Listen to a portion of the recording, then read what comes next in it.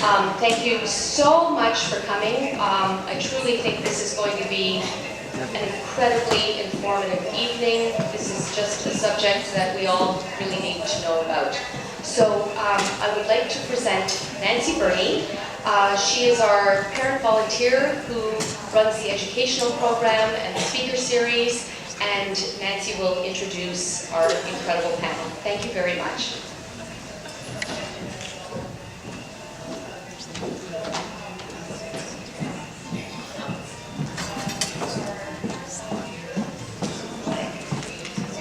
Thank you all so much for coming tonight. Linda and I have worked hard over the last many years to create different opportunities for our parent community to come together and explore some of the many shared challenges we face as we all strive to be the best parents we can be. We've appreciated the support and enthusiasm with which so many of you have embraced these events. Clearly, we've all benefited from the collective knowledges and experiences that we share. Vaping and cannabis use, as well as other risky behaviors such as alcohol consumption, are clearly a huge concern for many of us. It can also be a very confusing issue for parents, as we all have our own biases, histories with smoking, drugs, and alcohol. How we approach these important subjects with our kids will be our focus tonight. We're incredibly fortunate to have professionals with tremendous expertise and acclaim within our community at Selwyn. We're going to help us understand the medical and psychological implications of substance use and abuse. As you will hear, they are all extremely knowledgeable and have really important information to share. They are also all parents and facing the same challenges. The goal of our evening is for us all to become better informed and empowered so that we feel more confident and competent to have the kinds of conversations that our children need us to have with them. The format tonight is that each of our panelists will speak independently for a few minutes, and then afterwards it will be open for discussion and conversation. What are you laughing at? You said a few minutes. A few minutes. You have your stopwatch on. I do have a stopwatch. It's going to be very hard for each of them to stop because they each could be spending the whole evening sharing a lot of information with us. So that's going to be the challenge for them. We're going to start with Dr. Julius Erdstein, who's been practicing pediatrics for over 30 years. He graduated from McGill University Medical School. He did his residency at the Montreal Children's Hospital with a specialty fellowship training in adolescent medicine hospital for children in Toronto. He's currently the Division of Adolescent Medicine at the Montreal Children's Hospital. He's the owner of a community-based group pediatric practice that services over 40,000 annual visits per year. He's the Vice Chair of the Royal College of Physicians and Surgeons of Canada Exam Board in Adolescent Medicine. And, full transparency, he's the love of my life and the father of our 4 children. The youngest of whom is in the graduating class this year. So, Julius.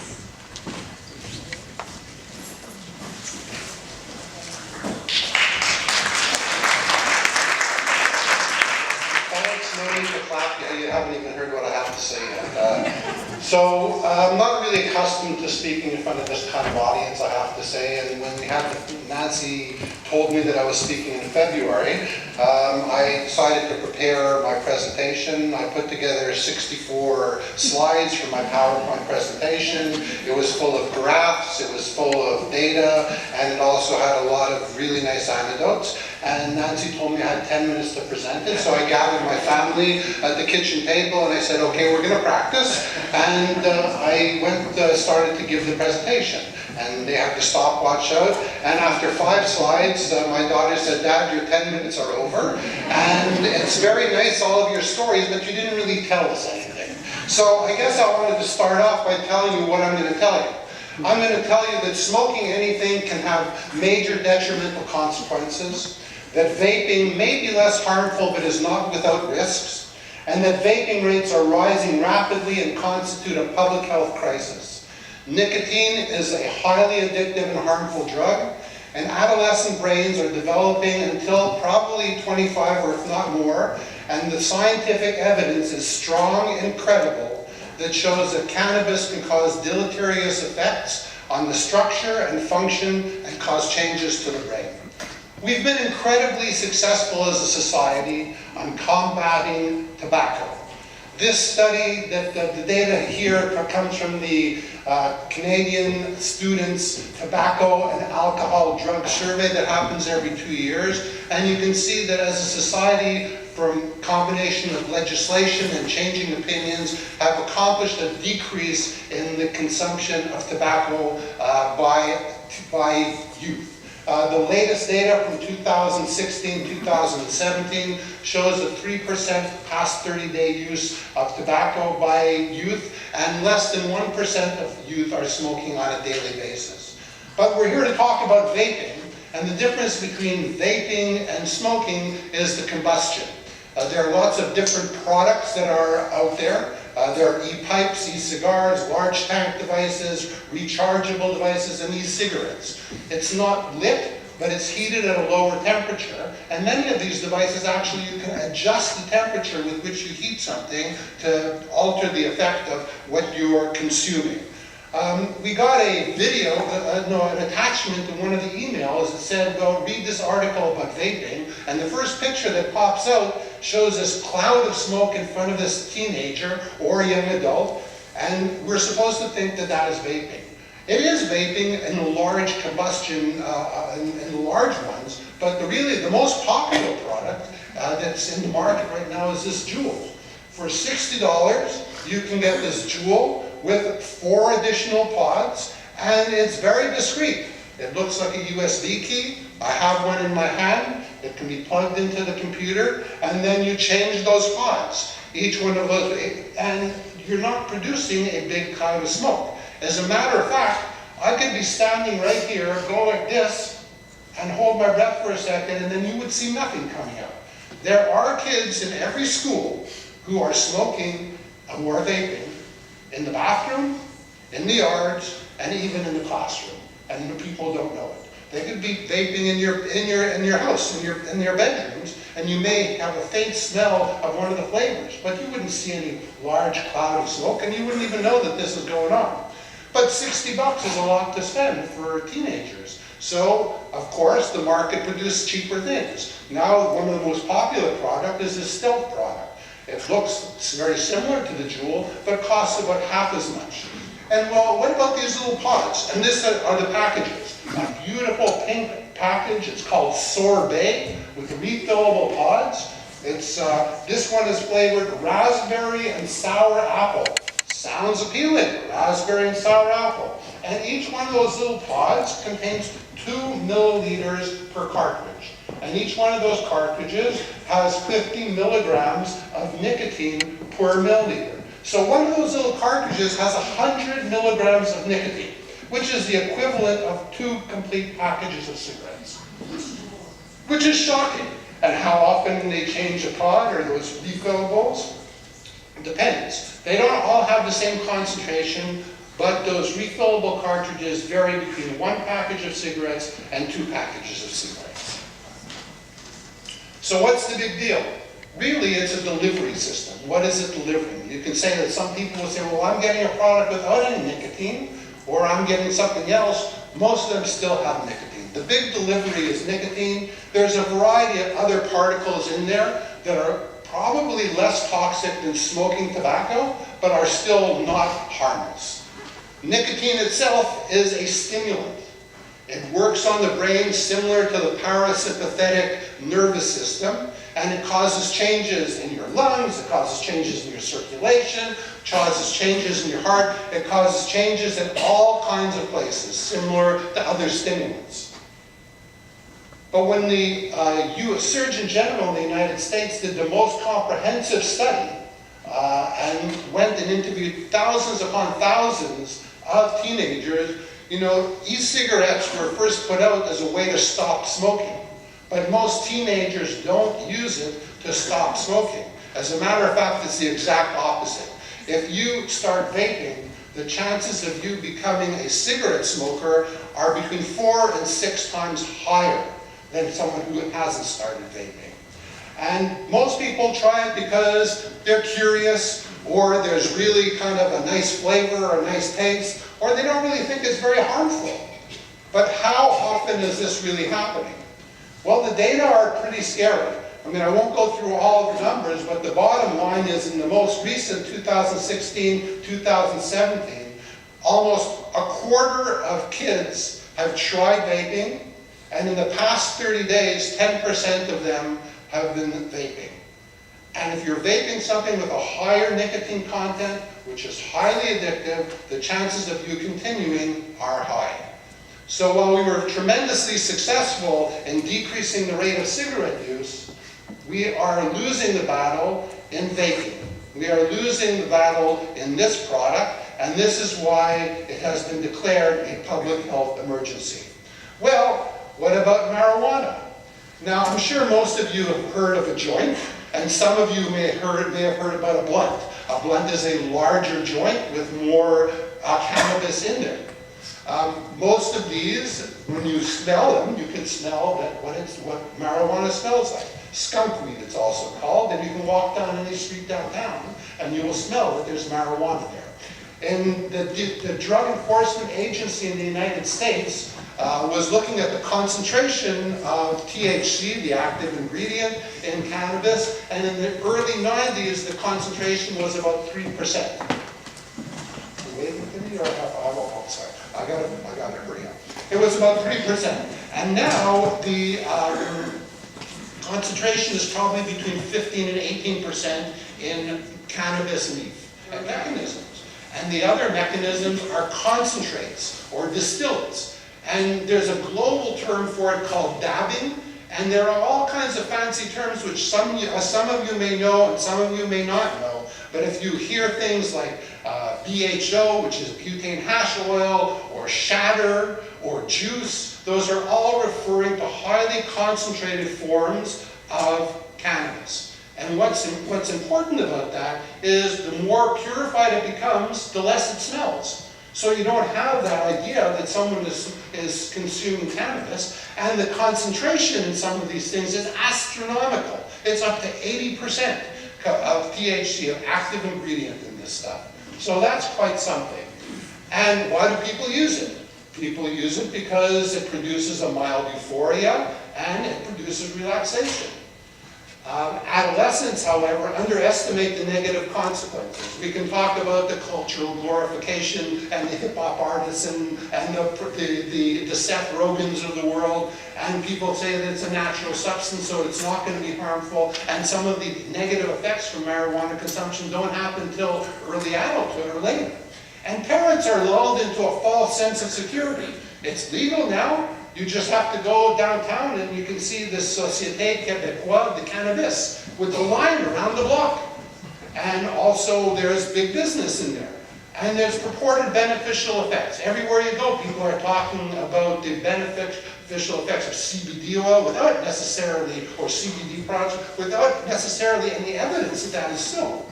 I went to the pet store and I saw cannabis for my dog, for God's sake. But, you know, the medical, here I am outside 4 years ago.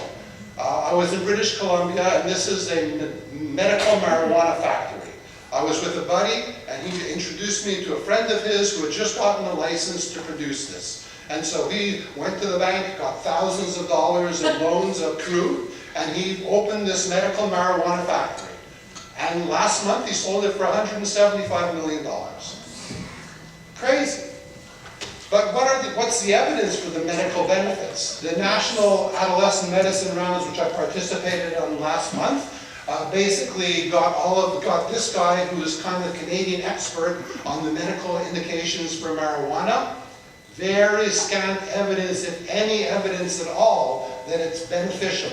There is some purported benefit in nausea treatment in cancer chemotherapy patients in pediatrics, and maybe a rare seizure disorder called Dravet syndrome. Whoops, sorry, I pushed it forward. Harmful effects of marijuana. I'm not going to go through all of this because I'm pressed for time. I'm getting the eyes. I just want to also note that from a physical perspective, there's not really very much. You're smoking a package of cigarettes, you're not smoking a package of marijuana. The central nervous system effects may be delayed and may be problematic over the long term, but some of the combustion effects of smoking marijuana aren't as evident. If you smoke a lot, you can get chronic bronchitis. If you're smoking a lot, you can get hyperemesis syndrome. But what happens in the brain? This is a compilation of 31 neuroimaging studies and shows strong evidence for alterations in the brain in specific regions. In the hippocampus and the amygdala, which are part of the limbic system, which that limbic system is responsible for control of emotions, and also in the prefrontal cortex, which is part of the brain that's responsible for executive functioning and for cognition. So you put those things together, you see decreased size, decreased volume. It shows the biological plausibility of what we say are the effects of marijuana. We're not just making this up for people. It's a psychoactive substance. Adolescence is a key time for brain development. Those functional and structural changes to the developing brain I just showed you. And there's specific mental illnesses that are associated with it. Psychosis, depression, suicidality, and the neurological development resulting in cognitive decline that I'm sure these other experts are going to really be talking a lot more about. Last time it was very exciting because when we had the February presentation that was canceled, that was the same day that the McGill group released this systematic review and meta-analysis, and it was hot off the press. I got my grubby little hands on it before it was released, and I was going to present it to you, and then you would go tell everyone, and then the next morning you would see it in the paper. Well, it's been out there now, and people know about it. Basically, what does it say? The earlier you start smoking, and when you smoke in youth, even if you don't see the effects now, when you're a young adult, you have a higher risk of depression and a higher risk of suicidality. Basically, this is what I told you I was going to tell you, and this is what I told you. Smoking anything may have major detrimental consequences. Vaping may be less harmful, but is not without risks. Vaping rates are rising rapidly and constitute a public health crisis. Nicotine is a highly addictive and harmful drug, and adolescent brains are still developing, and there's strong, credible, and biologically plausible evidence showing that cannabis can cause deleterious structural and functional changes to the brain. Thank you.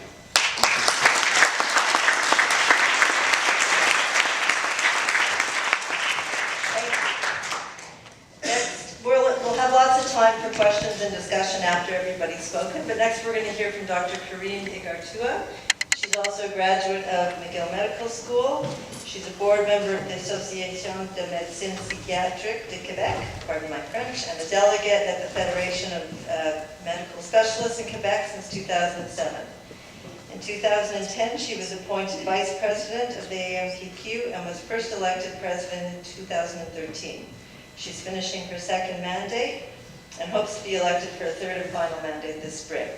She's an Associate Professor at McGill Faculty of Medicine since 2002.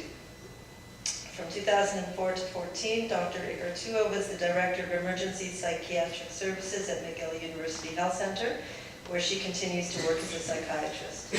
She's also the Medical Co-Director of the McGill University Sexual Identity Center since 2000.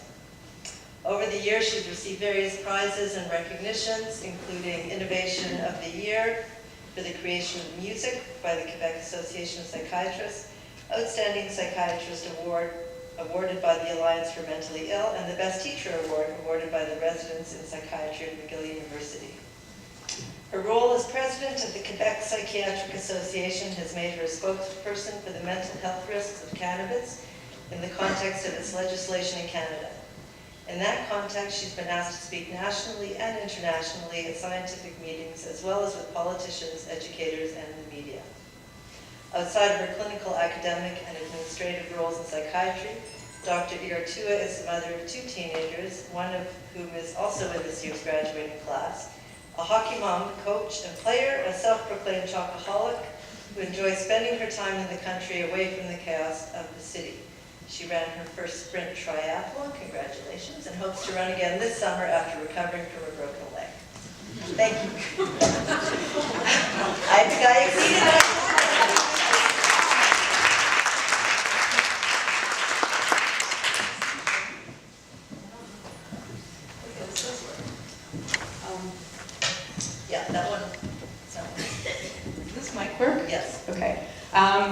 So the challenge that all four of us have is that we all want to talk to you for about an hour, and we're all given 15 minutes, so, or less. So we're going to do the accelerated version. You already know who I am and what I do for a living, so I will skip these. Julia's talked to you a little bit about the different forms of cannabis. I just wanted to give you some images so that you have an idea. Does this point? It does. So this is shatter. This is, it kind of looks like, can you guys hear me if I talk like that? Yeah, okay. It kind of looks like a glass, like a glass which breaks, which shatters, which is why they call it shatter. Shatter has 85 to 90% THC in it, so it's probably the most potent kind of marijuana that you can get. Otherwise, there's also different kinds of oils that you can get. Actually, I see some of my women hockey players here in the room. Thank you for coming, girls. And one of the weeks we were actually talking about CBD oil, and so you know that when the Westmount women hockey players are talking about CBD oil, it's become so mainstream. So there's different kinds of oils, CBD, THC, that kind of stuff. There's edibles too, and of course the buds, the flowers that you can smoke. I put this slide in. Actually, this slide kit is used both for parents and for kids, and when I had prepared this slide kit initially, it's because I was supposed to come speak to the grade 9s here at Selwyn, and I had asked the kids what their questions were, and one of them was, what's the difference between indica and sativa? You can't actually, there's something that didn't translate in the Mac to Windows thing, so you can't actually see everything that's on the slide. But basically, indica is a fatter leaf and a shorter plant. Sativa is a thinner leaf and a longer plant. So I think the plant that Julius was showing himself in front of was a bunch of sativa plants because the leaves were thin. It's actually totally academic because most of the stuff you buy are hybrids, and you can't actually use the kind of plant to predict the effects that you're going to have. So if you hear that from your kids, oh, well, I'm only smoking indica, it's okay, blah, blah, blah. That's hogwash. This is crap, half my slide is missing.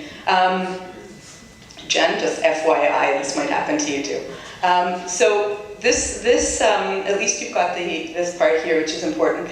The reason cannabis functions the way it does in the brain is because our body has cannabinoid receptors. It has all kinds of receptors. There are two that have been very well defined, CB1 and CB2, and you can see from this schema that CB1 is mostly in the brain and CB2 is mostly in the gut. And if you think of the main effects of cannabis, they're mental and they're digestive, right? You get the munchies or you get the hypervomiting and all the other effects that are mental. I don't know what's on this part of my slide. Damn, sorry. So let me just peek ahead. Yeah, oh, thanks.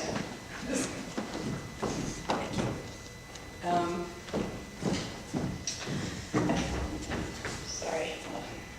I just want to make sure that I'm not missing what I want to tell you about the cannabis receptors. So some of you might wonder, well, why do we have receptors for cannabis in the brain anyway? It's because actually our body creates this neurochemical called amantadine, which is a product that's why we have the receptors and that's why it works. What's interesting is the endocannabinoid system, which is the system that the amantadine connects to the CB1 and CB2. That system is very active during adolescence, and it's thought to be the system that oversees the structural shifting in the brain that happens normally in adolescence. So just a very basic neuroanatomy course, the baby's brain has tons and tons and tons of nerve cells in it, and depending on which ones we use, we either fine-tune those nerve tracts, or the ones we don't use, we lose, we prune, right? So the brain gets rid of them. So for instance, that's why kids can learn any languages, because they have the nerve cells for all the languages.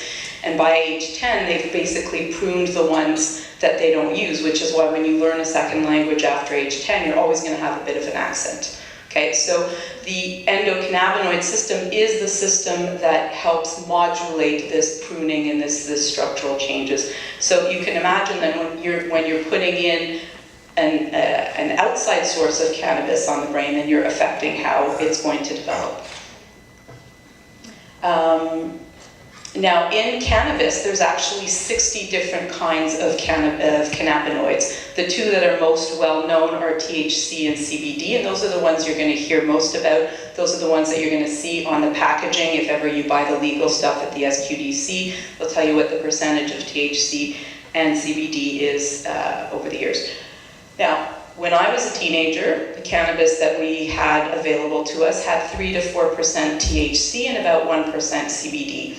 Nowadays, nowadays, 2014, the stuff that they were getting off the black market in the States and that they were analyzing had about 12%. And when you look at legal markets now, even at the SQDC, you can buy stuff up to 28, 30% THC. So you have to be aware that what the kids are having access to is infinitely stronger than the stuff that was around 20 or 30 years ago. CBD is touted to be sort of anxiolytic, meaning it calms, it's against anxiety. It also is potentially protective against psychosis, and so when you have a plant where the balance of THC and CBD are similar, it's much less dangerous than a plant where you lose your CBD and you increase your THC. I have to speed up because... Okay, how can you use cannabis? You can smoke, you can vape, you can eat. I'm going to skip that. This is what the SQDC looks like. I'm going to skip that and go straight to mental illness. So I'm going to talk to you about psychosis, not because it's the most common effect of cannabis, but because, as Nancy said, I work in the emergency room and this is what I see. And yes, I see Selwyn families in the emergency room too. So just so you know, this isn't just, some socio-demographic or some geographic area. I've seen psychotic kids from all walks of life. So what is psychosis? Psychosis is a loss of touch with reality, and it happens in one of two ways. It happens either through false perception, so what we call hallucinations, so seeing, hearing, feeling something when there's no actual stimulus there. So the typical one is hearing voices, seeing ghosts, seeing shadows, feeling like there's bibits walking all over our arms. So those are what we call hallucinations. Another way you can lose contact with reality is what we call delusions, so that's false beliefs. Typical ones being I'm being followed, people are watching me, the television is talking about me, people on Facebook are stalking me, stuff that's all possible, but highly unlikely. Often with psychosis, because of the false beliefs or because of the hallucinations, people will be responding to that and acting as if those things are true, and so you'll get a disorganized behavior. Sometimes the speech is incomprehensible. So that's what psychosis is. That part's important for you to understand because psychosis can happen in many different mental illnesses. So it can happen as a, what we call a toxic psychosis, which basically means it's being induced by a drug. It can happen in a context of schizophrenia, it can happen in bipolar disorder, and it can happen in depression as well. So toxic psychosis, again, the drugs that we can see this with, it can be with amphetamines, speed, ecstasy, it also can be with cocaine, but more and more we're seeing it with cannabis. The good news when we have someone who's psychotic in the emergency room with cannabis is that generally we can reverse the psychosis. The bad news is that 50% of these people will eventually develop psychosis not with the drug in the next 10 years. So it does indicate a risk for future psychotic episodes. Sometimes we see an acute onset in someone who's used only once or twice before, and sometimes we could see the symptoms come in more insidiously, more chronically, sort of the paranoia grows slowly over weeks or months. The main treatment for toxic psychosis is obviously to eliminate the drug from the body. Sometimes it will require that we use an antipsychotic medication as well. I really should have plugged my computer in. I'm like, oh God. No, it's okay. It's just that the slides are much prettier. Trust me, my slides are much prettier than what you're seeing. So this slide over here, whoops, sorry.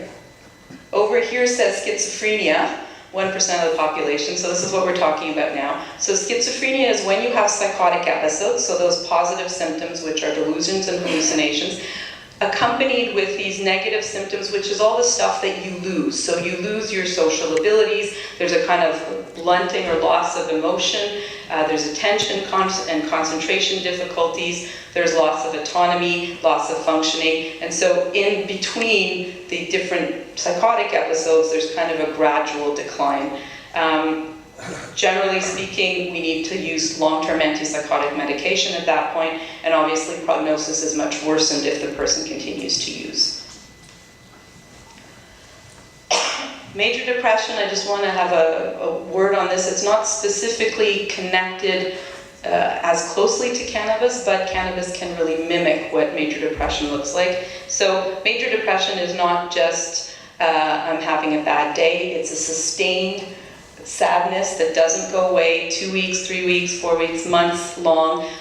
It's accompanied with loss of hope, loss of energy, not feeling like doing anything, the loss of normal reactivity, so things that would normally be fun seem to not be fun. It also comes with difficulty with concentration and memory and can lead to thoughts of suicide. The treatment for major depression, psychotherapy, lifestyle changes, and antidepressants.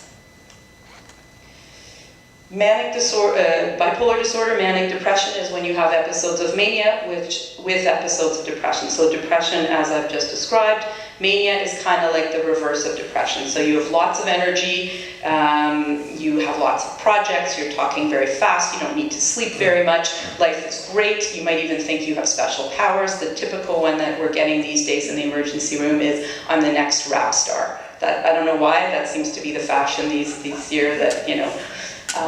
So that's it. Lots of risk-taking that can happen with that. But mania, people feel great when they're manic. The problem is that most manic patients eventually will drop into depression because the body can't sustain that high for very long. All right. Okay. Sorry.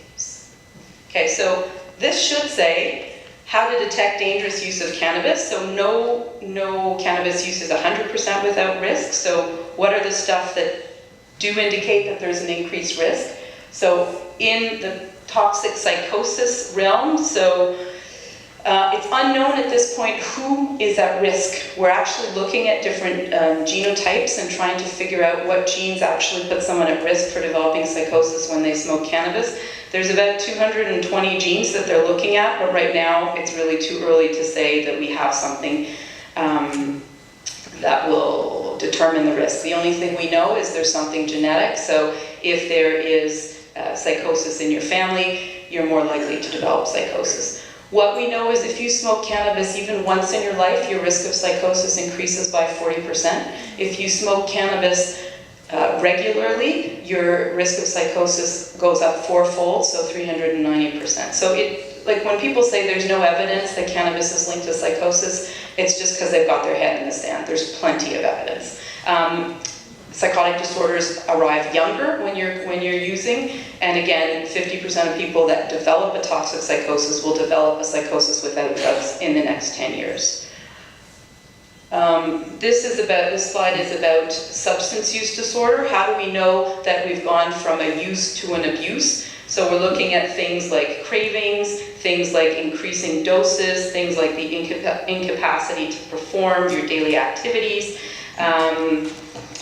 uses of the substance even though it's not good for you, social problems, family problems, a lot of time involved in getting the substance. So these are all hints that you've gone from a use, which might be fairly common in adolescents, to a use disorder or an abuse. This slide is about cannabis and depression. Again, you don't have my titles, but so these are all the symptoms that you can have with cannabis use, which you can also have in depression. So then it becomes hard to know, is my kid depressed or is he just using too much?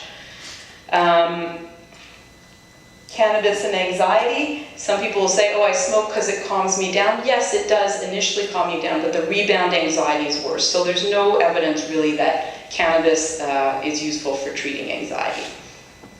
There's also some evidence that cannabis impairs learning, and so it decreases attention, memory, processing speed, information, intelligence. This is why there's problems with cannabis and driving. It doesn't cause ADHD, but it can certainly make you look like you have one. So I'm going to talk just about how to limit the risks, and I'm going to let Jen talk to you about how to talk to your kids. So how to limit the risks, because really you can't tell a kid, well, you can tell a kid don't use, but we don't have them on leashes, although we would sometimes like to. We can't see what they're doing every minute and every day. So these are the kinds of things in terms of a harm reduction model, what you can tell. So, don't consume, because completely safe use doesn't exist. So, if you can, specifically if there's a family history, if there are school problems, if there's ADD, if there's depression, if there's anxiety, you really shouldn't be using. But if you're going to use, try and wait before you start, because the brain doesn't finish maturing until they're 25, so if you start using at 25, that's better than 20, which is better than 18, which is better than 16, which is better than 14, and so on. If you're going to use, limit the quantity and the frequency that you use, so, nice blank bag. Stick to the legal market if you can. Now I say that knowing full well that our kids that aren't 18 can't get it on the legal market, but just like they can't get alcohol officially legally, they're not actually getting it from a bootlegger in some basement. They're getting legal alcohol, they're just getting it illegally. So the conversation to have too is if you're getting legal marijuana, you actually know what you're getting, you know it's not contaminated, you know you're not getting something that's sprayed with PCP or some other harmful things. So if you're going to use cannabis, try and get it from the legal market. Choose strains that have higher CBD and lower THC. Use in a safe environment. Don't use at school, you'll get kicked out. Don't use while you're driving or doing sports. Use somewhere where you're going to be safe. Use with people that you trust. And if you have any signs of psychosis, stop using and ask for help. This Jen will talk to you guys about, and all of these slides come from the cannabis kit, which Jen can hold up and show us. This one, there we go. She'll tell you about that. So all of these slides are from that. It's a great, great resource. It tells you what to say and what not to say. Like, don't say that's stupid, say it's unhealthy. Don't say I disapprove or I'm disappointed, I'm concerned or worried. So all kinds of tips for using language that is less jarring for your kid. And that's it. I'm going to pass it over to Jen, who will do the other marathon part of this talk.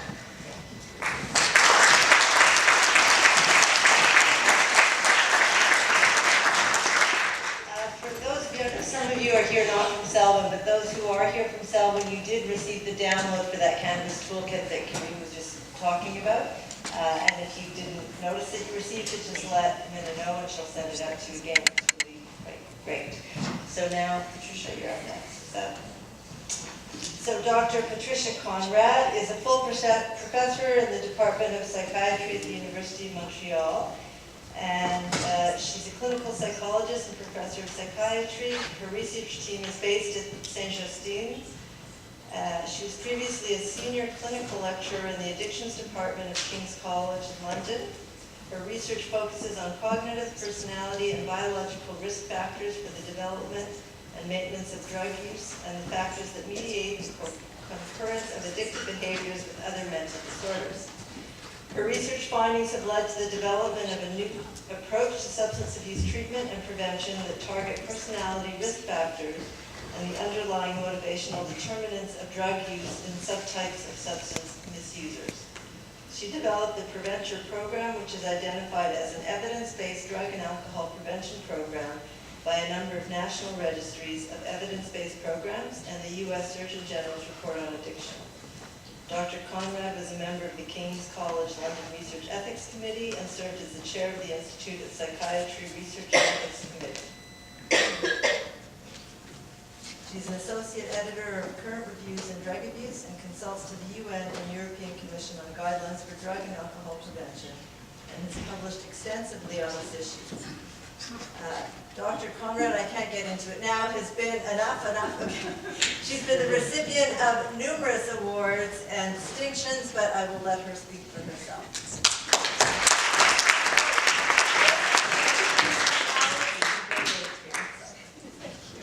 I sent you my bio thinking you just take one line from it. I didn't mean for you to have to read all of that. Thank you. Nancy, for organizing this event. So as you heard from my bio, I'm coming from this from the perspective of a researcher. I'm also a clinical psychologist, but I'm going to talk to you about the research behind many of the recommendations and the summaries that have been provided to you by the medical authorities and the clinicians so far. Because what's happening in Canada is quite concerning. With more and more industry and industry money, there are a lot of vested interests in cannabis being accepted and accepted as an unharmful herb that doesn't have risks associated with it. And so what's happening is that we're being fed a lot of information about cannabis, a lot of research about cannabis that's very, very poorly conducted, that's conducted with financing from industry exclusively. And so I feel it's important as a researcher to share with you the methods that we are using to demonstrate causality, for example, to demonstrate the relationship between cannabis and some of the harms that we've been talking about, but also some of the evidence that we've used to set some policies in this province and in the country. I've been very much involved in consulting Quebec and the federal government in setting policy. Oh, we switched up the lineup, and now this is your presentation, isn't it? Do you mind if I go quickly through it? Yeah, just I'll do it as quickly as possible so we don't spoil your punchlines. There we go. Okay. So, as you already heard, there's a concern that as we transition to legalization of cannabis, that we will see increasing prevalence of underage using as cannabis becomes more acceptable and more accessible in our population. There's a concern that it's going to become more prevalent and more widely used amongst young people. This is a question that has been very, very closely studied in the general population using a number of the different epidemiologic studies and longitudinal cohort studies. And I'll answer that question right now. Does legalizing cannabis increase cannabis use amongst young people? The answer is yes and no. Yes, in the sense that, no in the sense, I'll start with no. No in the sense that going from October 16th to October 17th, we probably won't see a dramatic increase in youth cannabis use.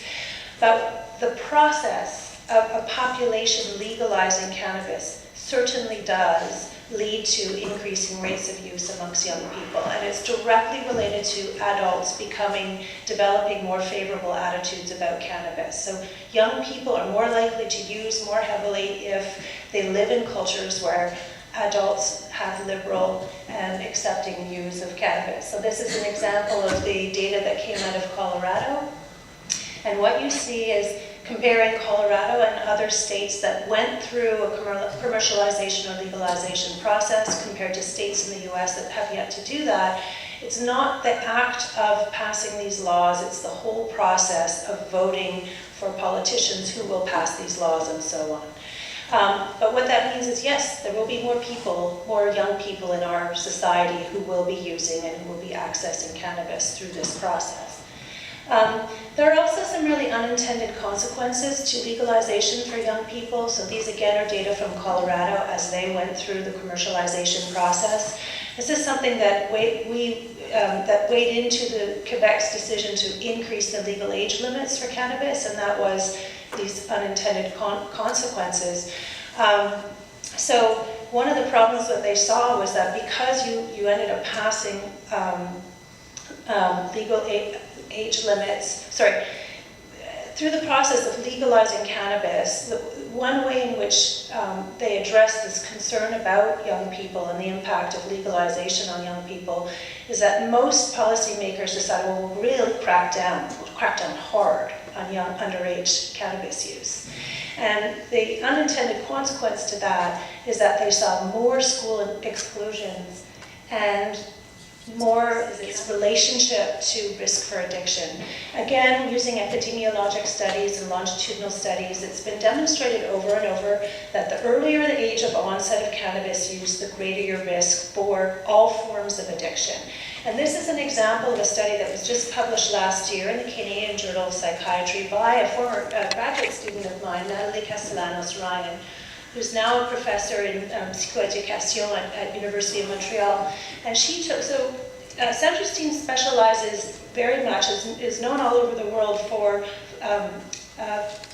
developing birth cohorts and longitudinal cohorts of children who get followed either every year, every couple of years, and they get followed right into adulthood.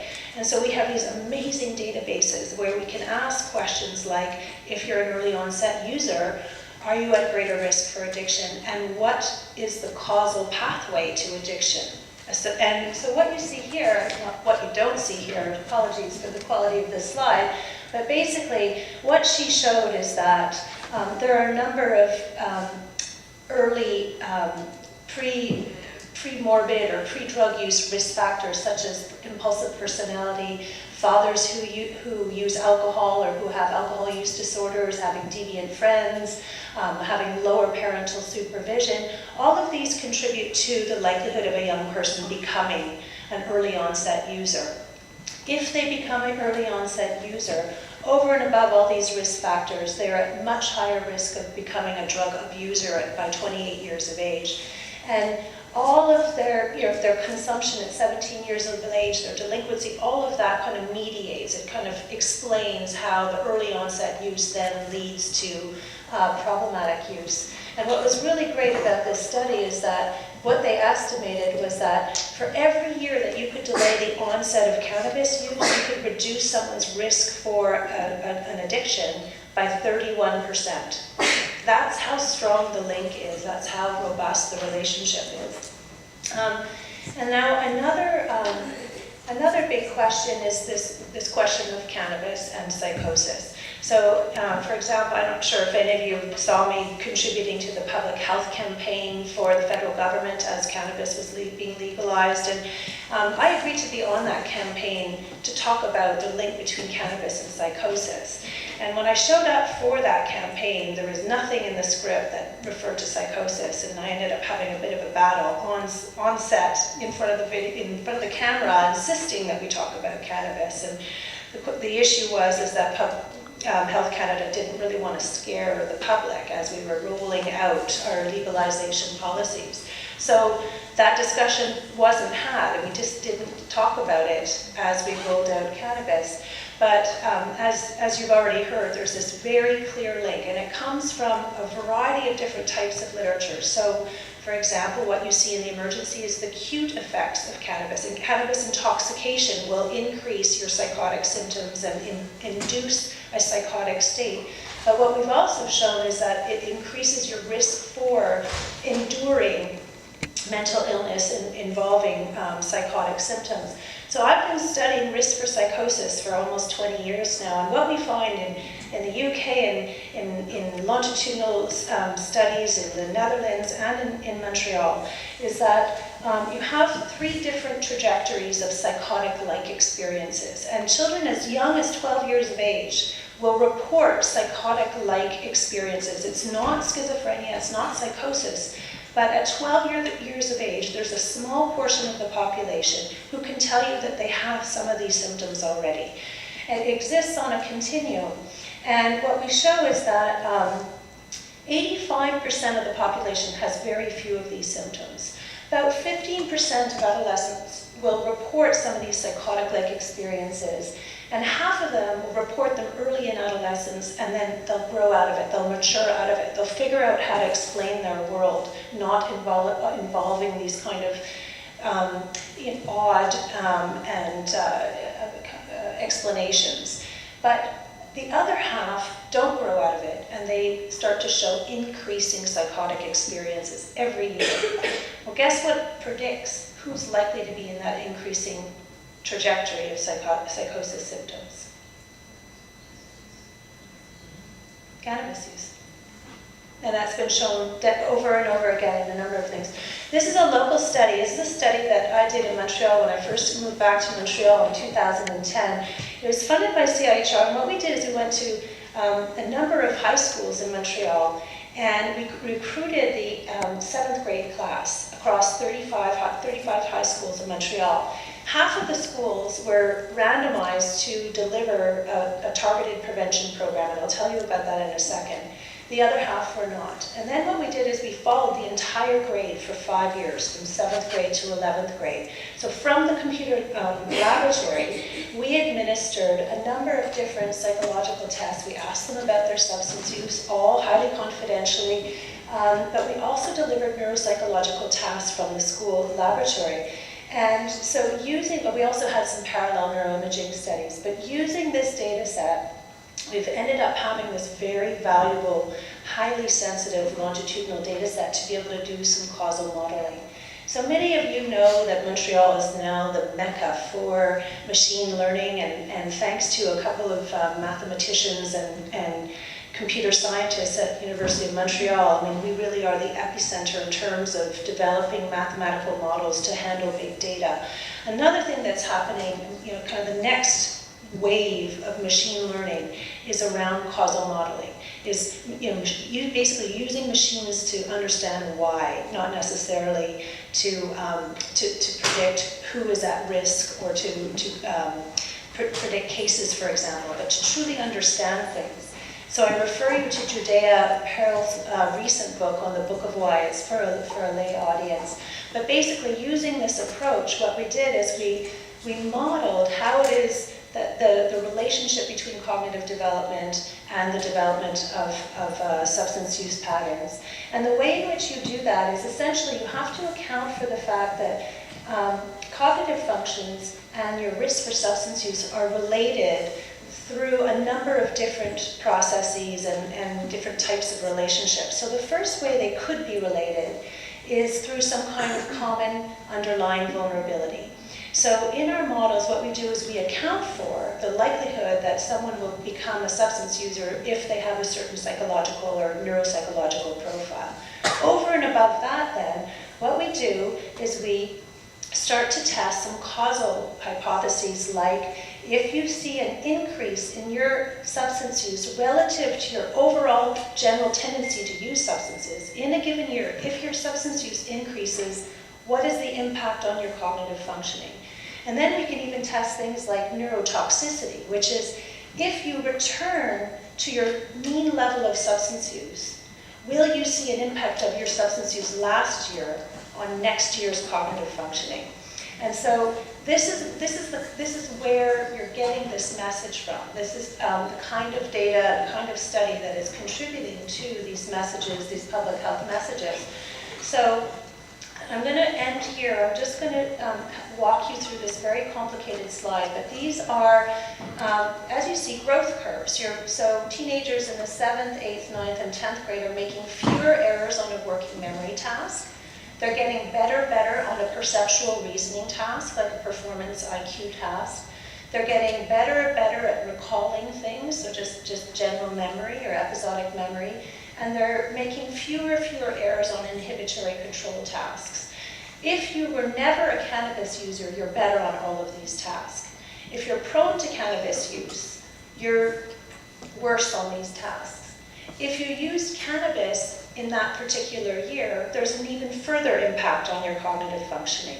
And if you use cannabis, and this is where this big effect is, if you use cannabis this year and you had used it last year, and you're prone to cannabis use, your executive functions and inhibitory control is equivalent in the 10th grade to that of a 7th grader who never used cannabis. So we're showing that children are losing 3 years of cognitive development as a result of cannabis use. And it's not just related to their general risk for becoming a cannabis user, it's related to changes in their cannabis use.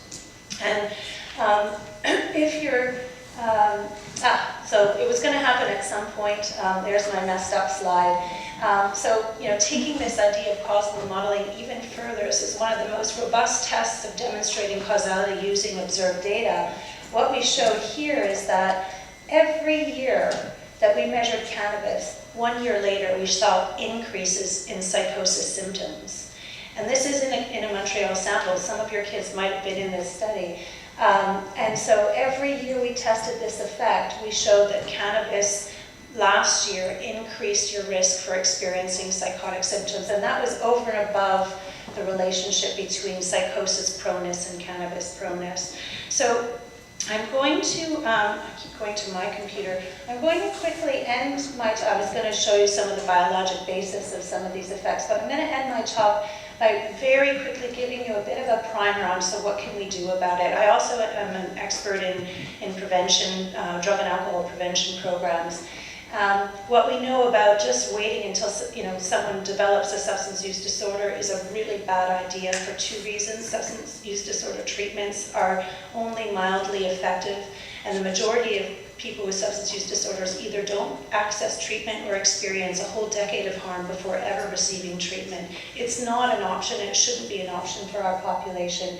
You can do some brief interventions as people are developing signs of problems, but one of the problems there is that those interventions are time limited. You have to keep revisiting interventions once the problems have had their onset.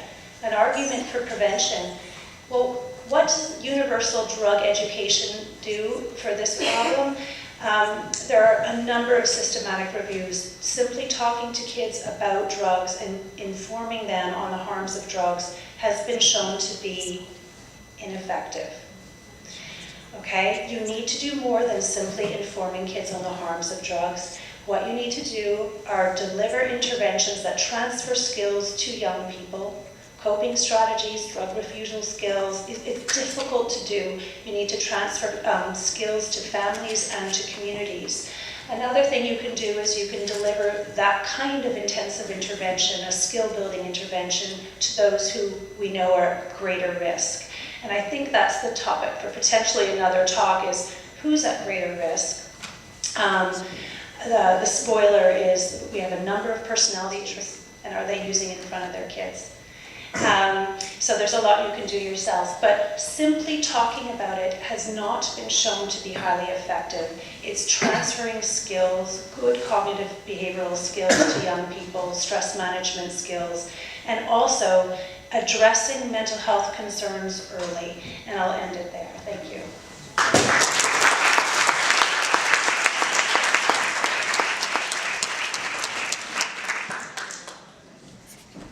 Yikes, lots to think about. Finally, we're going to hear from Jennifer, and then we will have time to discuss your questions and concerns, which I'm sure are mounting.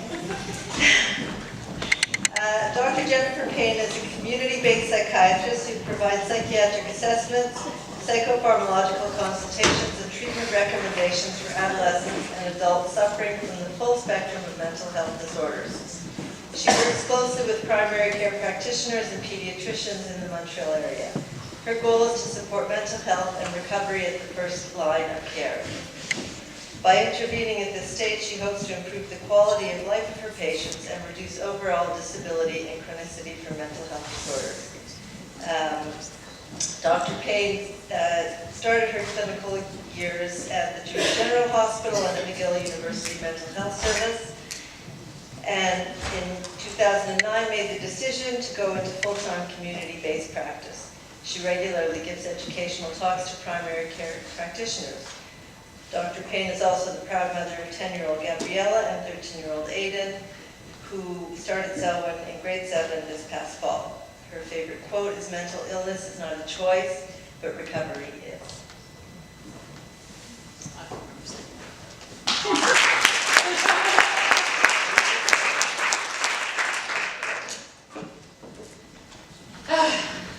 Who's confused?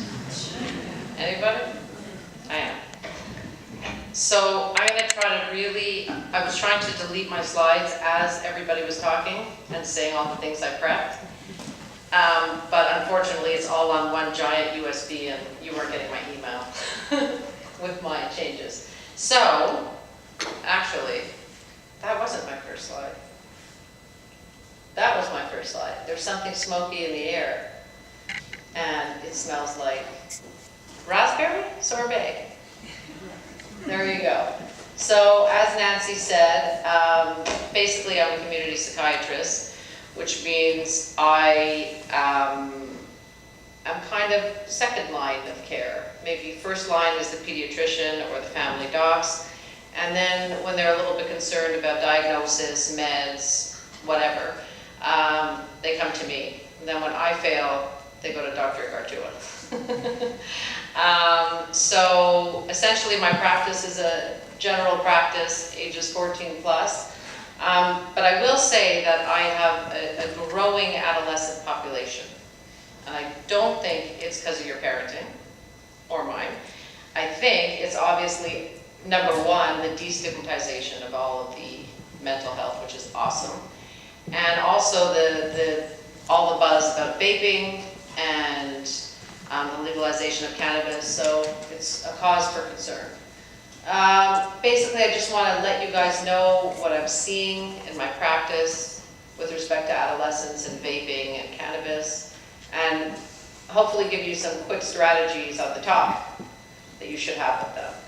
So I went through my patient consultations of the last month, and I kind of teased out two that I thought would put like a human face to all this talk. So Michael, he is 15. He's an average student, quiet but solid. He has a few friends. He presented to me with a 3-month history of irritable mood, depressed mood, unmotivated, socially isolated. As I do with everybody, I did a substance abuse screen, and he denied alcohol, denied cannabis, and he denied vaping. But he did say that right before all of his symptoms, his little friend group started to vape. So that's Michael. Then there's William. So William was referred to me, he's actually 16, for anxiety. And he is a top student, he's popular, he plays competitive hockey. He was known to me from 2 years before when there was some question about how to medicate him for anxiety and ADHD at the same time, knowing he was anxious. So he basically represented with 2 months of increased anxiety and agitation, poor concentration, insomnia, jumpiness, panic attacks, decreasing functioning at school and sport. So on substance use, yes, he vapes, yes, cannabis, and some alcohol. So his story really came down to about, I think it was about 2 months ago. He was occasionally vaping, and that occasional became weekly, and then weekly became daily, and then daily became many, many, many times a day. So he was saying that he can't go 10 minutes without the vape.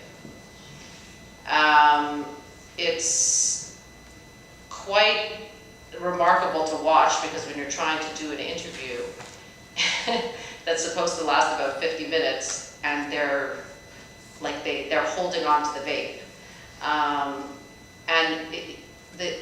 He was very much in distress, to the point that he went up north to his family's cottage, had no vape, and paid for his friend to Uber up to bring him a vape. And then what he started to do to calm himself down was he started smoking cannabis at night in the vape, not smoking, vaping it. So he's sort of a mess, and he kind of, on top of it, obviously has a predisposition for anxiety anyways. So that's William. So I'm not going to go through the numbers, it's been done. Vaping has increased, particularly since the Juul has arrived. Cannabis, also major problem. Hold on, I'm just trying to catch up. But if you kind of look, the past 30 days, so this is like grade 11, let's say 10 and 11, if you're looking at these two, it's anywhere between 12 and 20% that's using it in the past 30 days, but really daily, it's somewhere between 2.3 and 3% for high school, and then middle school, 0.4 to 1.5%. So actually, overall, most teens do not vape, most teens do not abuse or use cannabis. So it's an epidemic, I think, maybe, but there are many more adolescents that do many more things, so we can't go absolutely mental. They're still under 50% use. So, why do they use it? Julius said it's trendy, it's cool. They actually perceive it as harmless because that's the way it was marketed to the smokers to quit smoking. And then there's all these cool like cloud competitions and Snapchats. They're curious. It really is messed up, eh? Okay, they like to experiment, obviously. They like to fit in. Sometimes they're bored. You gotta watch out though, because if they're using it to self-medicate their anxiety, their depression, it's calming me down, then we might have a bigger problem. Signs of vaping. So if you smell fruit and your kid isn't a fruit eater, could be a vape. If they skip caffeine, could be a symptom that they're vaping. If they're thirsty, and not after like a hockey game, if they seem more thirsty than usual, they might be vaping. Nosebleeds, cough, USBs and pods. I personally needed to put this on a USB and could not find a USB.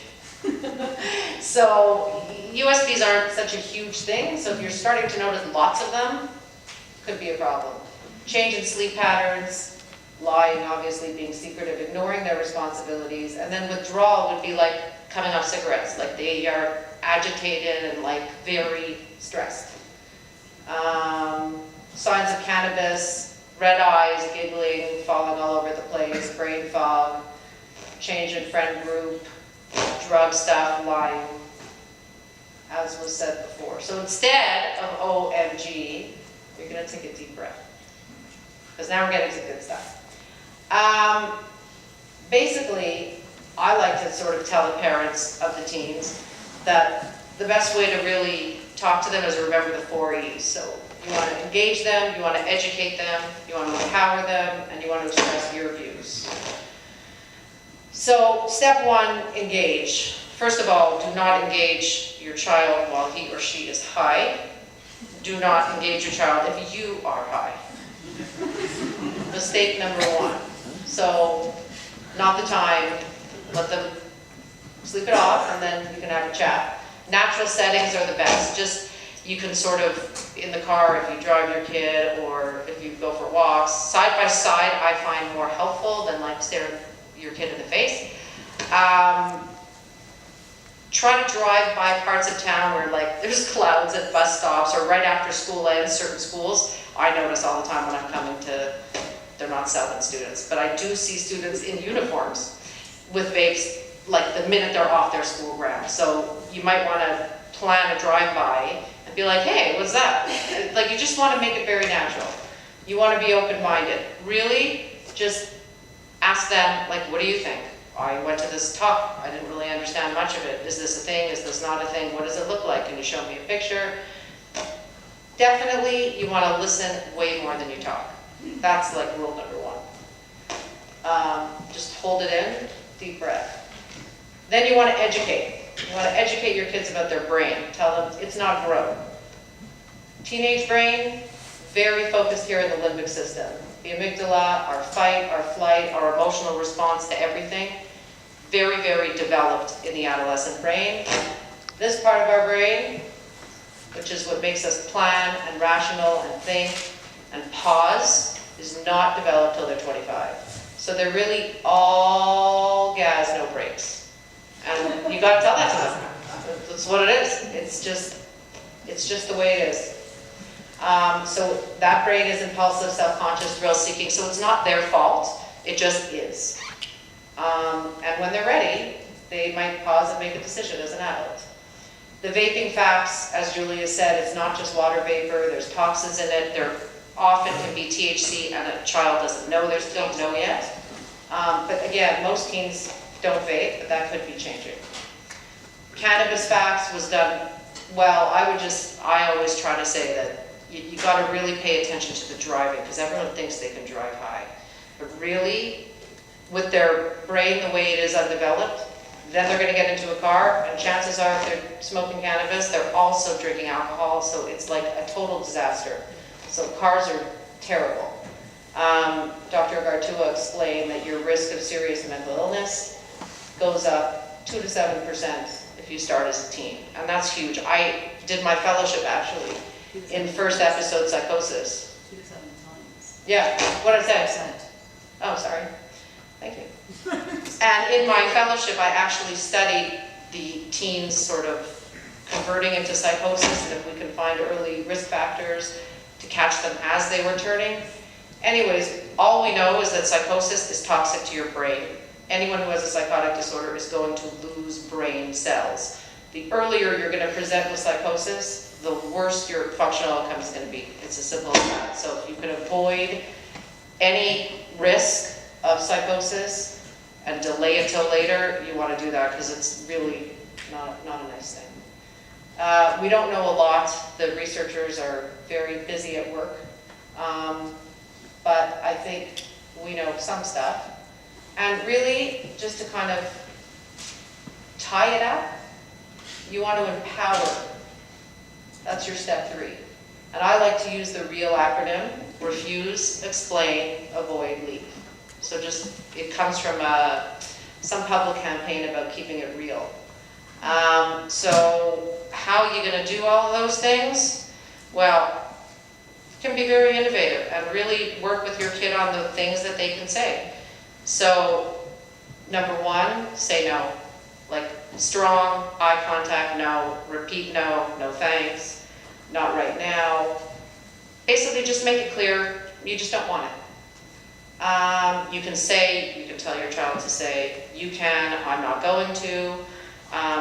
Then you can explain why. The friends are going to say, hey, why not? What's the big deal? It's just like liquid smoke. Look at this Snapchat. And basically, you got to give your kid, depending on your kid, they can make a joke. They could say, like, I don't have a lot of brain cells, I don't want to lose any. My parents drug test me. I'm babysitting, I'm driving. Whatever. Like, you really can say anything.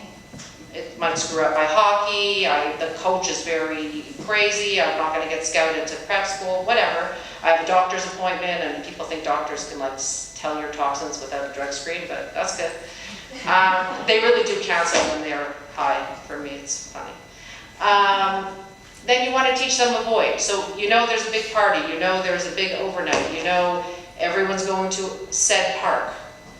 Like, that's a bad idea if you don't want to vape or you don't want to smoke cannabis. Don't put yourself in the situation. So you want to troubleshoot with your kid.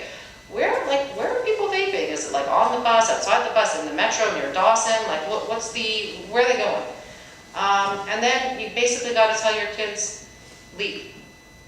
And that's easier said than done, but you got to say, oh, gotta go, or, you know, I like to teach people the exit strategy, which is sort of you have your kid on your phone, no questions asked, he just has to text X. And then one parent, without questions, will show up, will pick up your child, will call first, so it'll be like, oh my God, my mom just called, because mom's never actually called, it's all texting, but whatever. You have to make it like emergency text, like the do not disturb bypass. Oh my God, my mother's on her way.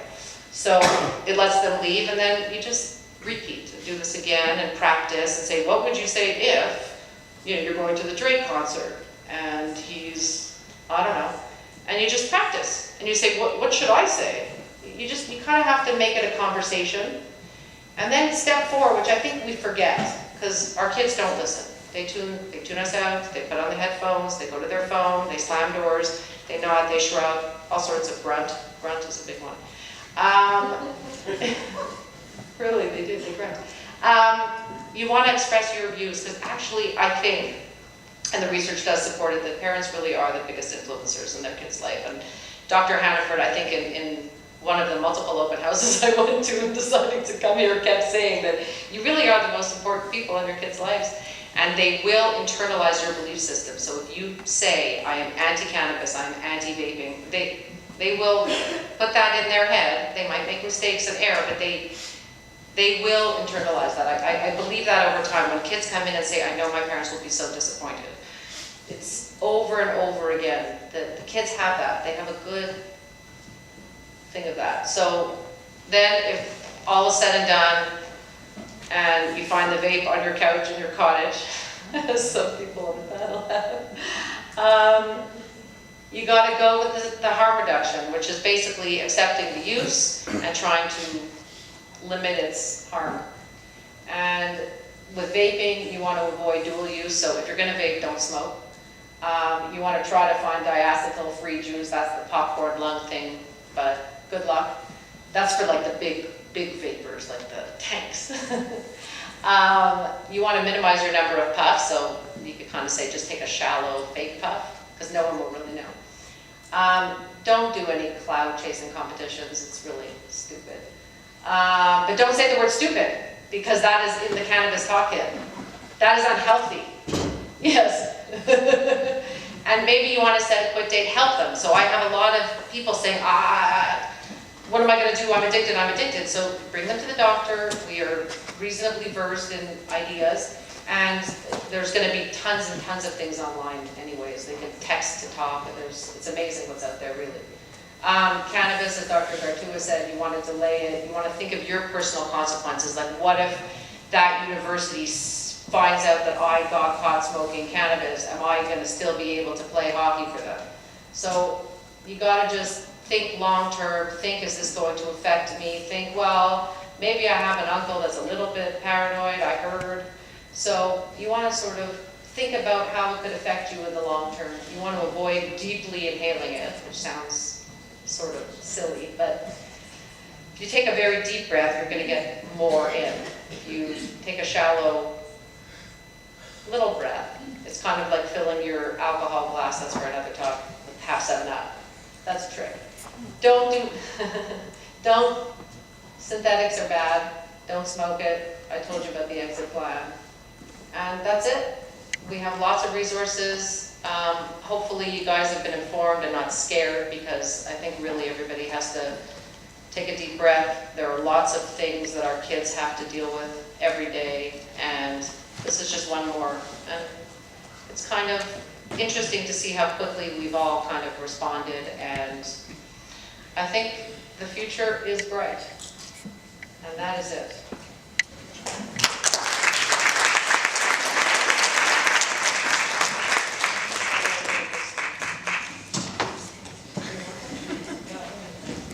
Take it off. So I know that's an awful lot of information, and some of it is very worrying, but I'd like to invite you now to ask any questions or make any comments, either generally or specifically to any of our panelists.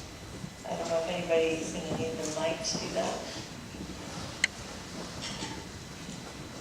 Go ahead. I don't want to address this, but I'm curious. Can't hear you up here. Speak a little bit louder. I'm curious, this entire presentation, how it will relate with alcohol use. So for context, right? Because we already, you know, we have a template with alcohol being legal, and I'm just curious, especially with the onset of psychosis, how alcohol use within an adolescent mind would, I guess, have the same effect that cannabis has. If I made myself clear, I don't. Yeah, that's a very recurrent question, actually. Thank you for asking it, because I think it's on everybody's mind. Why are we making such a big deal about cannabis? Alcohol has its problems too. I will come out and say I am a non-drinker ever since I adopted my eldest and got some sort of liver fluke and I can't digest alcohol. Being a non-drinker is a social stigma. That's how ubiquitous alcohol is in our society. And what I really hope that we avoid is having that sort of ubiquitousness for cannabis. Because if you don't drink here, there's a social stigma to not drinking. And I really hope as a society we're not going to go to a social stigma and not smoking. Now, the second part that I want to address to your question is alcohol the same as cannabis for the growing brain? And the answer is no. Alcohol has a whole bunch of risks too. It causes depression, there's motor vehicle accidents, it causes liver disease, it's related to certain cancers. Alcohol has a whole bunch of reasons why it's not good for you as well. But remember what I was talking about earlier in terms of the endocannabinoid system and the brain structural development, that's under the control of cannabis. There's no endo-alcohol system that regulates how your brain is going to prune itself in adolescence. So is it different? Absolutely it's different. I've been working in the emergency room for 20 years. I have never seen an alcohol-induced psychosis, but I see cannabis-induced psychosis every week. So. I can also speak to that very directly. So in the study that I presented on the effects of cannabis on adolescent cognitive development, we tested the effects of drinking as well. So we put alcohol to the same test that we did cannabis use.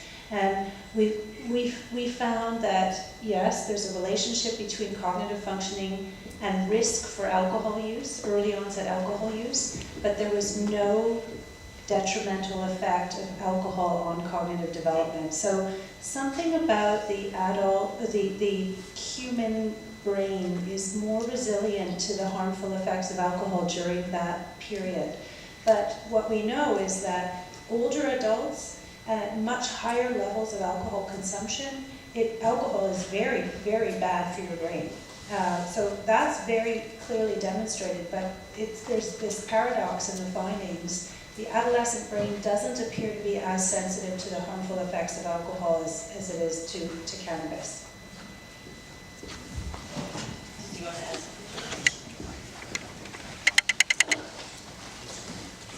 Liz, did you want to add something?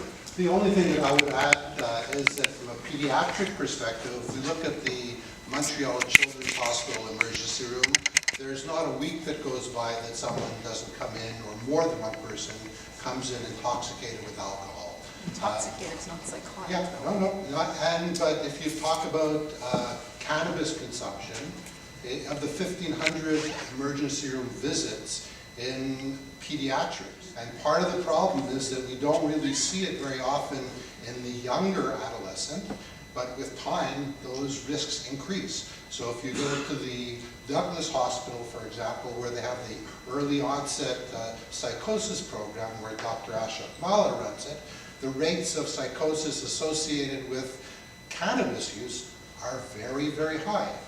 And that's part of the problem when we talk to teenagers, is they don't necessarily see the harmful effects right away. And if we're going to take a lesson, we don't necessarily need to take a lesson from alcohol. We have to take a lesson from our successful approach, which has been multi-pronged, and tobacco. And we've been very effective as a society in combating tobacco. We haven't necessarily been as effective in dealing with alcohol. My question is regarding something Dr. Conrad mentioned. You said that talking to our teens or our kids is not enough. It's not been shown to be effective. And you mentioned transferring skills, cognitive skills. What exactly would be some examples of that? Yeah, so thank you for asking that question. It allows me to clarify maybe a mixed message you got from our two talks. So what Jennifer described was not just talking. It was talking and practicing the development of new skills, right? So that intervention really is more skill development than simply saying, cannabis has this harm and, this problem and so on. But the problem is that the majority of the high schools in North America are still practicing 1980s style drug prevention, which is having someone come in, often a police officer or a former drug user, and talking about drugs. And it's very clear that that does not deter people from using it. Sometimes it can cause harm. So testimonials and drug education are not worth doing. What you need to do is either help build skills in parents to have this kind of effective discussion, that will then build skills in the children. Or you need to train schools to be able to deliver interventions that transfer skills to students. And students really enjoy learning these skills together in groups, either in a classroom setting or in a more focused, targeted setting. So what can be done, there are a number of evidence-based programs. The Surgeon General's report is available freely. You can Google it and you can see that there's a whole annex that refers to the different programs. I would hold your school captive to that document. There are a number of programs in Montreal that are available to schools should they wish to implement a program. Sorry, one more thing. How likely would it be for us to get a copy of the slides from tonight's presentation? Put on a hard drive, Google Drive, email, or something. Are you all okay with sharing the slides? I think there needs to be some technical work done on those slides. So we will work on that and we will make them available. Hi, I had two questions. One question was, you mentioned, Dr. Payne, you mentioned that the boys should just walk away or whatever the case may be. Are there studies about secondhand smoke from cannabis or vaping, like, for cigarettes, there's secondhand smoke and people have been sick from that? Is that also something that there is from vaping and cannabis? That is such a great question, as a matter of fact, and I almost put a slide into it, but I'm going to go to my, it's not working, to my what we don't know slide. It appears that secondhand vape at this point is obviously healthier than combustible tobacco secondhand, but I don't think the evidence is out enough to sort of be able to definitively say secondhand vaping is bad. However, I am aware that you have to sort of, when you're talking to your kids, explain to them that wherever they can't smoke, they shouldn't vape. Good luck. But it's a wise idea because I think it will be outlawed soon enough in cars with kids and schools. It's going to be the same kind of protocol. It'll be way harder to implement. But they do say that the vape stuff can end up on surfaces. Did any of you read that? And that can be toxic because it's high nicotine levels. So the residue of whatever you're vaping actually can and likely poses some risk. So I would not say it's harmless. I wouldn't vape with a baby in front of my face. That's third hand. Third hand. That's called third hand. That, you mean with the fetus inside? No, if you touch a wall. Oh yes, that is third hand. No? Don't vape when you're pregnant either. And the other question was cannabis. Well, was this just the same question about the secondhand smoke So from cannabis? the recommendation is that if your child can't avoid that kind of scenario, that they are encouraged to open windows. So having ventilation dramatically reduces the effect. But in environments, for example, a car where all the windows are closed, there is more of a risk of exposure to secondhand smoke. So again, there are harm reduction strategies that you can teach your kids if there's no other, there's no other way out. This question was just about, all of you mentioned ADHD several times. So can you give us some context as to a child with ADHD that doesn't take his medication and is smoking cannabis versus a child that does take the medication and smoking cannabis? Is there contraindications higher, lower, the same? If I could answer that, although I'm not the psychiatrist in the room, I would say that the guru of pediatric ADHD is Dr. Lily Heckman, who basically has international renown and runs the program at the Children's Hospital. And she practices a harm reduction model as well. So it's a negotiation process. Basically, you're having a battle with medication and consumption of cannabis that are working against each other. So I would not recommend it.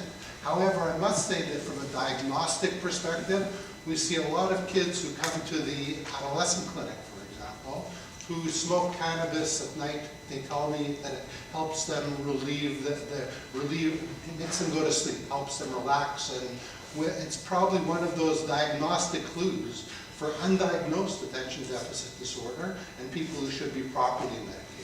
There's strong and credible, good evidence of the effectiveness of both psychostimulants and non-stimulant medication in the treatment of core symptoms that are associated with ADHD. There is no evidence, nor is there biological plausibility for the effectiveness of cannabis to treat ADHD. Just I'll maybe add to that, there's some data. I'm kind of hesitant to bring it up because I wonder how much of it is drug company sponsored, but there is some data that shows that a kid with ADD that is properly treated and medicated is less likely to develop substance use disorder over time. Also less likely to get into accidents, less likely to have teen pregnancy. There's all kinds of sort of bad outcome risk factors that go down when you treat the ADHD. So I wouldn't suggest that you avoid treating because a kid is smoking pot. Can I add to that? Because I think that non-industry funded studies have also, some longitudinal studies in the US have actually shown that regardless of whether you treated a young person with ADHD or not, they're still at risk. So there are definitely benefits to treating on other domains, but ADHD poses quite a significant risk for adolescent onset substance use and later risk for abuse. And so how I interpret that is that what it means is that even if you're medicating and you're treating the ADHD, you still need drug prevention. It's not enough to just simply manage the ADHD. So that's the message I would leave you with. She has the mic and then you will. I think you partially answered my question. You mentioned earlier there's certain characteristics or a certain personality profile of kids who are more likely to abuse. Can you go into more detail with that? Yes, I'm happy to. Like we've used a number of very large data sets to identify what are some of the risk factors. I have a slide to show you, but so there are a number of demographic variables like being male, being socioeconomic status doesn't really play into it, but being male, being from a family that is heavier using both in alcohol and cannabis. On the individual side, impulsivity, another feature of ADHD, but doesn't necessarily have to lead to clinical levels of problems or symptoms. Just being a more impulsive child is associated with risk, but so is non-impulsive thrill-seeking. So, children who are just, interested in experience for its own sake, or interested in kind of having a thrill, are likely to seek out, thrilling experiences and novel experiences with substances. And then there are other risk factors like hopelessness, which is associated with risk for depression as well. Peer victimization, other forms of trauma. So there are a number of individual risk factors, but these are all things that, the good news is they're all things that can be addressed in school-based interventions or in one-on-one, individual psychotherapy or group interventions. So, these are things that really can be addressed using minimal type of intervention, non-invasive types of intervention. Hi, my name is Johnny Java, former parent of a former student. So my comments tonight are really as a pharmacist, both retail and industry. As far as the industry goes, as a pharmacist, I'm actually appalled and somewhat discouraged that the industry, both pharmaceutical, the cigarette, the beverage industry, are actually getting into this. And I'm somewhat disappointed in our regulators not considering THC or cannabis as a drug. I think they do, but they don't. And that sends a very comment is I can't help but think or make the analogy of the acceptance of cannabis and its use in our society as very much like Pervitin or methamphetamines were in pre-world Germany. And we all know what happened with that. I mean, yes, they use it for nefarious means, but as a society, it affected a whole generation. And I'm just wondering if we're going to eventually realize that 25 years down the line, we made a bad choice.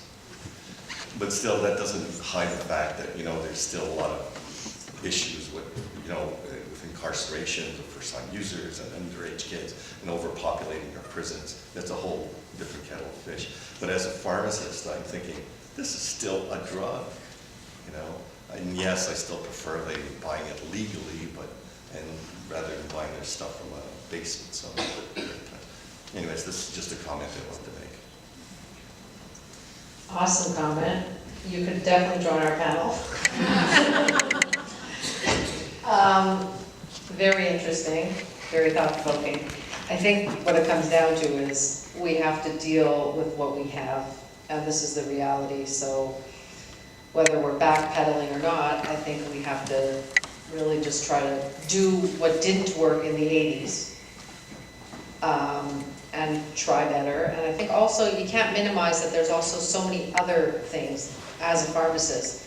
I'm sure you see the abuse of stimulants and prescription drugs. I'm not even going to say the word opioid, I just said it. We're just talking about two sort of more common issues right now, but it's never ending. There's sexting, there's gambling, it doesn't stop. So I think if we set good kind of protocols for what we can educate, because I think kids are smarter than we think, actually.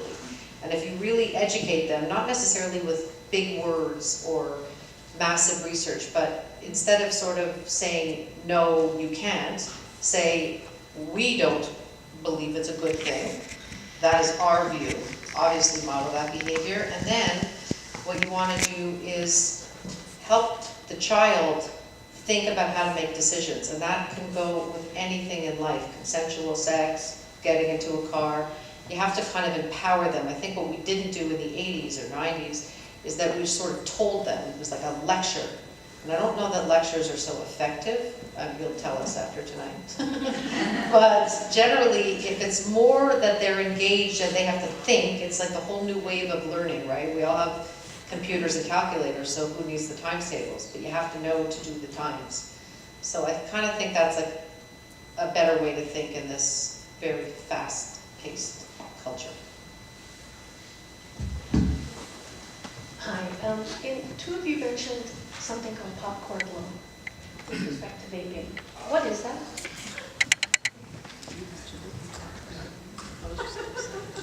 It's a rare complication of one of the chemical components in vaping, and basically it's similar to emphysema. So it's a development of a respiratory disorder where you get bullae, which happen in the lungs, and that's the direct consequences of one of the chemicals. The specific one is diacetyl. Is it curable? No, it's not. It's treatable, but it's not curable. Once you damage pulmonary parenchyma, you don't really get to repair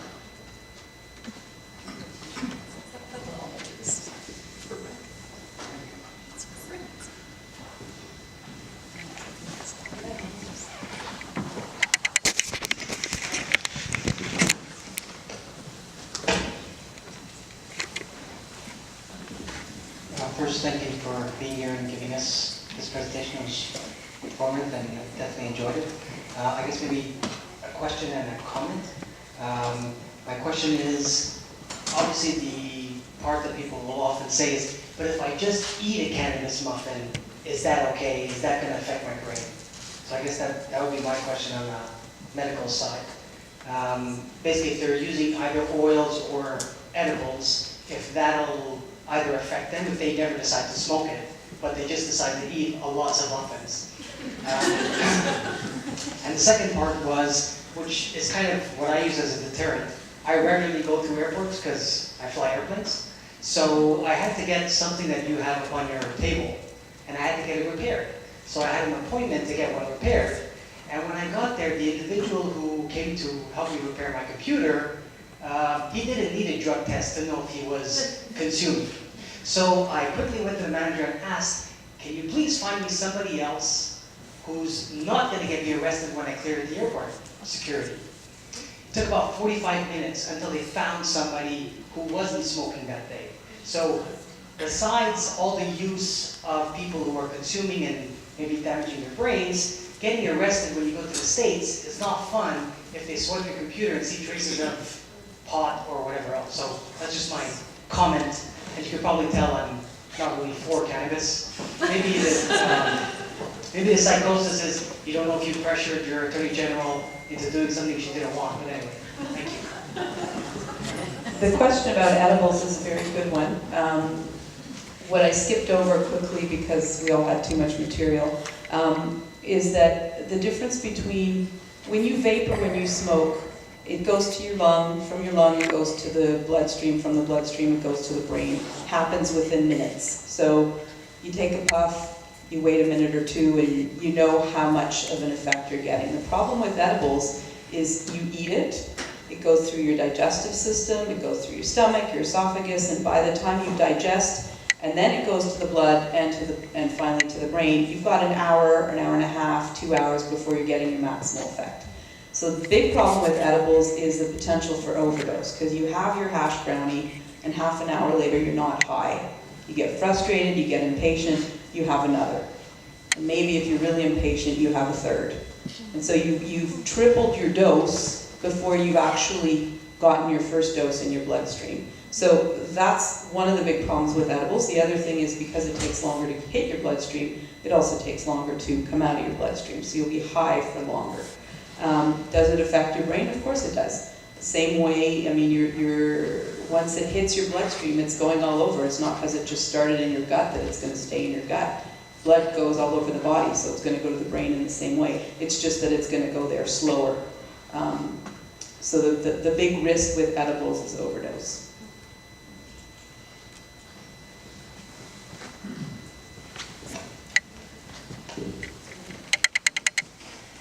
What time they start to using, what is the average that kids can start to using cannabis? And when is the time we should, what is the age we should talk about cannabis to the kids?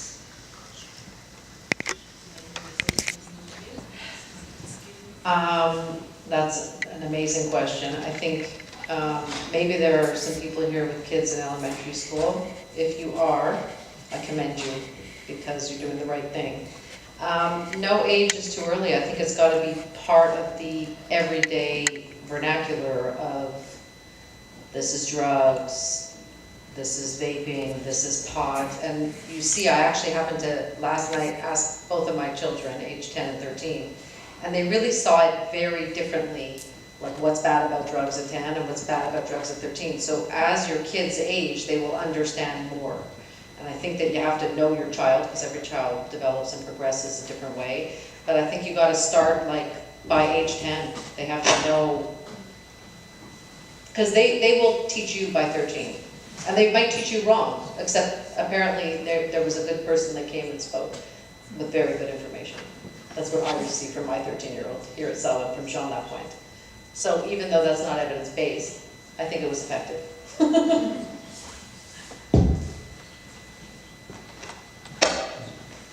Dan, do you have the information on the average age of when people start smoking, Patricia?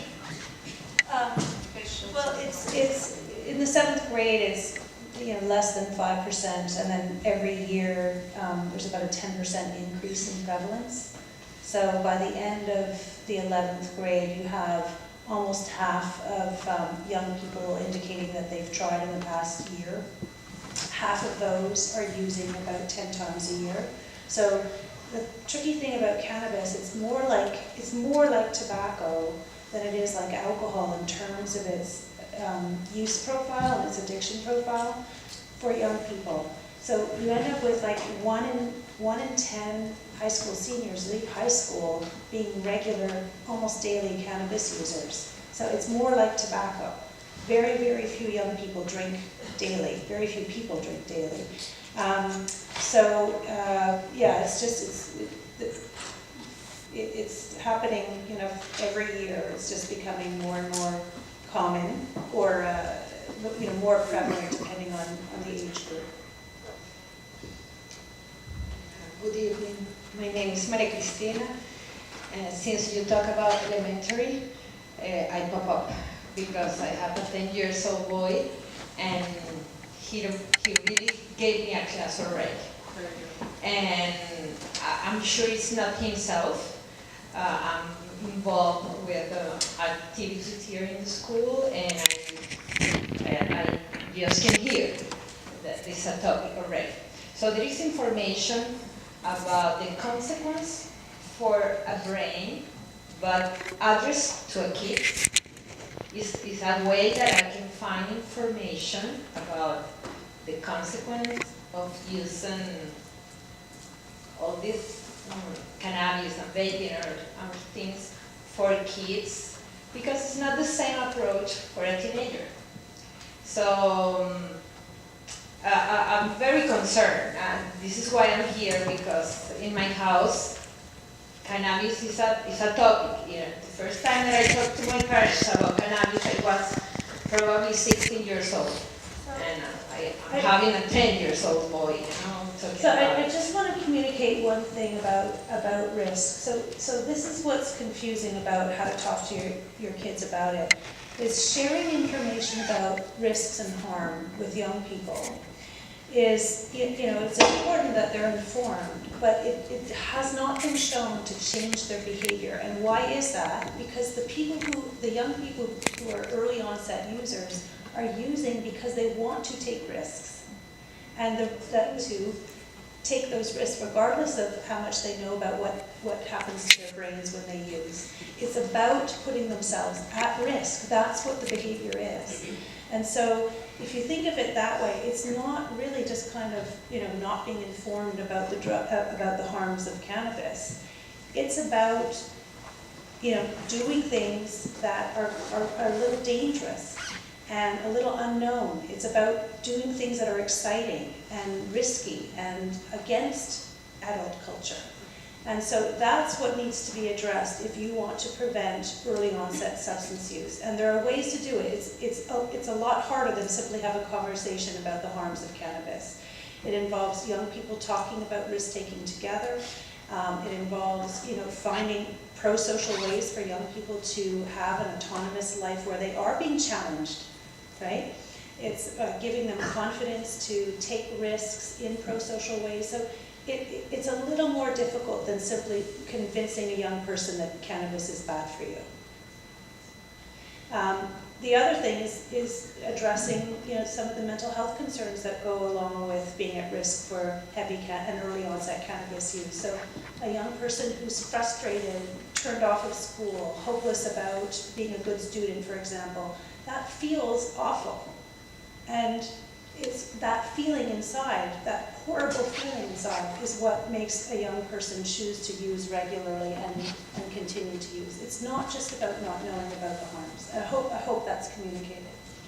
I think that's a fantastic message, but I also think that we need to be thinking about vaping and nicotine and just how common it is, and how an intervention and being aware of it is very important. When you smell that smell, or when money starts disappearing, or when these kind of things find their way on your coffee table or in a computer, it needs to be addressed. And addressing something in a 10 and 11-year-old is much different than trying to negotiate with a 16 or a 15-year-old. The use of vaping products and nicotine-containing products is rising at a very, very rapid rate. And although there isn't necessarily the same neurotoxic and developmentally toxic effects on the brain, there are negative consequences that are quite dramatic in the long term with respect to those. So both of those need to be addressed. And prevention, I agree, 100% is very important. But being aware of its prevalence is very important. And addressing the fact that there are lots of adolescents who have problematic use. And once we find that there is problematic use of vaping materials, whether they contain nicotine or whether or not they contain cannabis, that needs to be addressed also. And that's a very, very difficult thing to address in an adolescent. One of the ways that we really work on that is trying to move a teenager from a pre-contemplation to a contemplation state, from where they think that there's not a problem and don't worry about it and leave me alone, to a place where they could say, okay, I think that there is something that we need to be looking at, and maybe I'm going to think about making some changes. And the way to do that is through the techniques of motivational conversation. And that in itself is a whole other topic, the topic of conversation, but it is a very, very, very important one. Rochelle will take one last question and then we'll... Thank you. So I was just wondering, other than some of the occasional talks or people that are brought into Selwyn House, are there any programs that are currently being implemented in Selwyn House, and if so, that are role-based perhaps, or something that allows the children to understand concepts of peer pressure and how they will be introduced to it, and options that are available to them to say no or develop those types of skills? I'm wondering, is there anything being offered in Selwyn House right now? And if so, at what age are they beginning? Because I too have a 10-year-old who has talked to me about things like vaping and his curiosity, asking questions because of access to information. So I was just wondering, I guess the point is there anything being offered to Selwyn House other than an occasional talk, a person coming in to talk to the high school students? Is that a plan? What do we know? What do we know? Well, we know that all of the people here tonight are parents and not Selwyn faculty, so we can't really speak to the curriculum that is in place in the school. There are things that are done with speakers and with programs that are integrated into both the middle school and the senior school. As to the kind of program that Patricia has developed and is talking about, that is not yet at Selwyn, but that does not mean it won't be. And it's something that's always being looked at and always being considered. What are the best ways that the school can be managing it, and what are the best ways that the school can be helping the parents to manage it? Because that's really what it's about, is a sort of a collaboration of how can the school and the home help each other to deliver the message that needs to be heard. So just as I guess the second part to the question is this program being offered at any other schools like Selwyn House, such as LCC, ECS, St. George's, The Study? I'm just curious, are they being offered at any one of these schools? Yes. All of them? Some? All of them? Okay. Thank you. No, not all the schools. Not all of them. Some of them. Yeah. Okay. Yeah. And probably, you're making progress, and what I would recommend is, a number of different programs. So you would do a universal program. I mean, you have to give up class time, but you would do a universal program with some of your younger students where you're teaching them effective drug refusal skills. You're reducing social norms, like you're reducing these attitudes that, oh, vaping is normal and it's what everyone does. So you're addressing problematic social norms, promoting good drug refusal skills. That can be done in about 10 class sessions.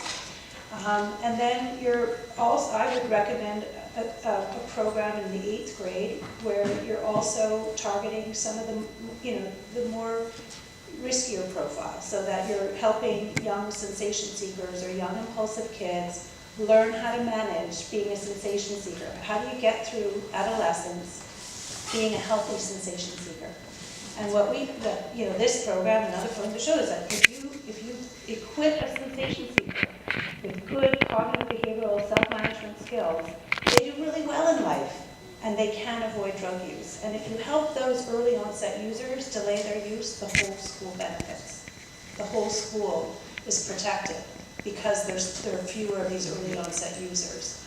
If you help a young person who's at risk for depression manage their proneness towards negative thinking, they're much less likely to use substances. So those kind of programs exist, and they they can be, your teachers can be taught, or school counselors can be taught how to do these programs.